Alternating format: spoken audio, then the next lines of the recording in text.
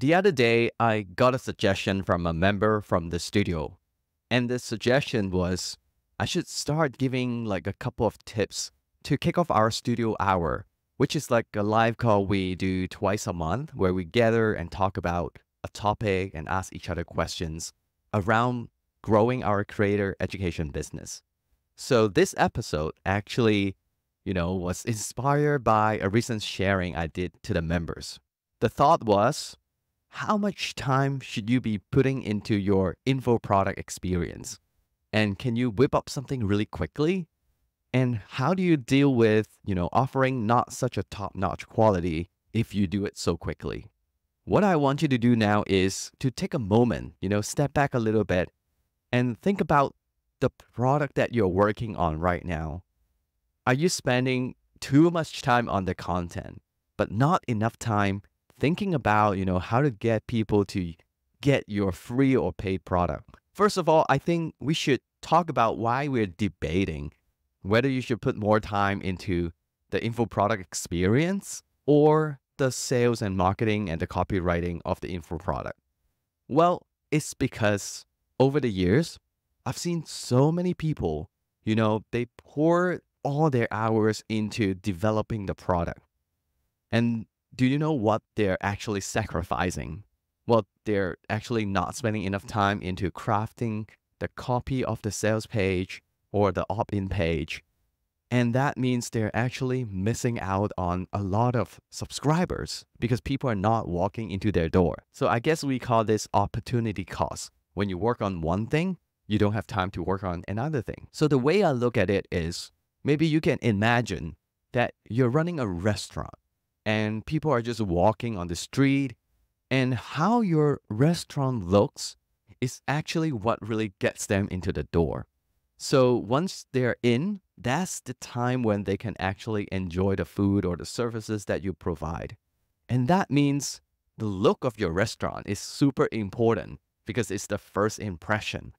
If people are not even coming in, then what can you show them? No, nothing. They don't get to see the amazing thing that's happening inside.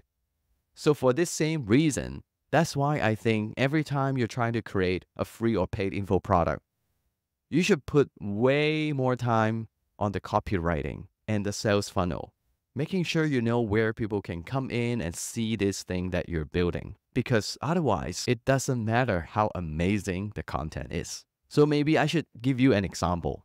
The member who actually prompted me to think about this was sharing with me how she did a live call training and she wanted to repackage that recording to give it out for free to her audience.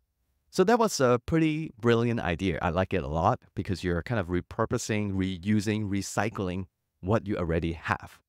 But then she said something to me. She told me, Kevon, I want to, do some extensive editing. So then I would put this up on maybe my website and let people download it for free. So the word that actually caught my attention was extensive editing.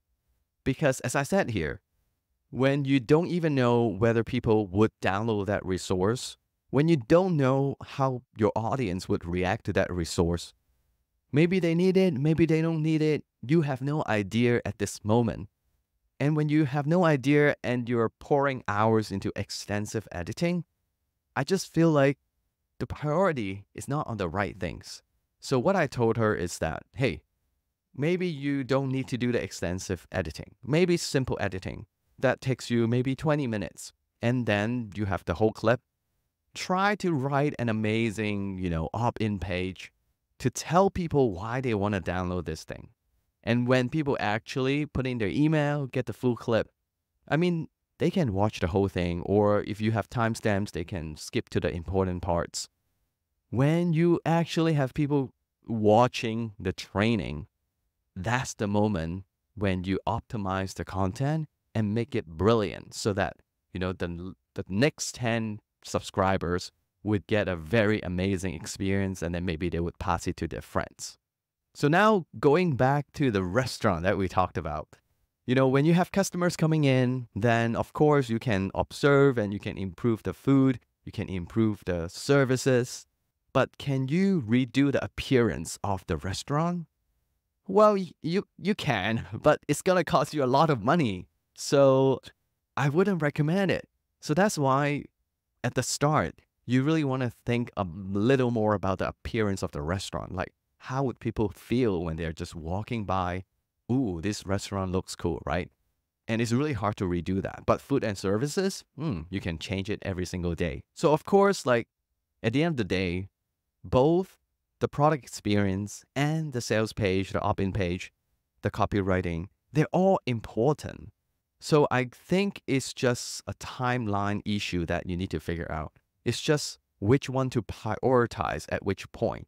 And as I said, you want to prioritize the copywriting first to get people into the door, and then you upgrade the experience later.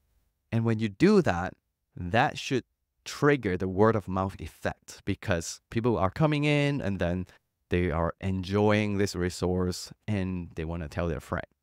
So the thing here is don't build something when you are not sure people want it. Now let's take a moment to talk about what's happening at Small School. So we are releasing part 1 of our new product, Momentum Marketing Mastery, very soon on July 15th. So it's going to be a book, a text-based product, to walk you through the steps to engineer a buzzing launch for your info products. So a lot of people, when they want to launch, they make themselves so busy right before the launch. But no, you don't do that. The launch should be easy if you do these 3 things. The 3 things are if you actually start building up momentum at the pre-launch phase, which is when you're still working on the product. Or at the pre-launch, you're gearing up for the launch, so you have all these testimonials, credentials, you have all these incentives. And then stage 3 is when you actually launch and you focus on the post-launch momentum. So this is very exciting because each part we release, which we're going to split it into 3 parts, the price of the product will actually go up. So when we actually finally launch with the part 3, that's when we have the final price. So right now is a pretty good deal when we are launching part 1. So make sure you go to smallschool.is and then you'll find Momentum Marketing Mastery.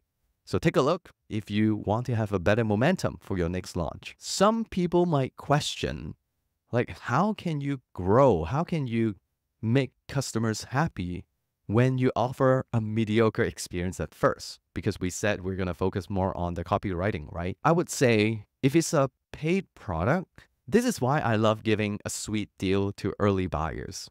Like, just imagine when you get something maybe half price or like 30% off, you're getting a good deal and you automatically adjust your expectation when you get to that product. You're like, okay, I know this is not perfect, but I get a better deal. So I'm okay that it's not perfect. That is glitchy somewhere. That is not top notch. They're okay. So you're kind of managing their expectation. And to be honest, I love this so much. I think this is perfect because when you do this, it means that you're releasing the product early.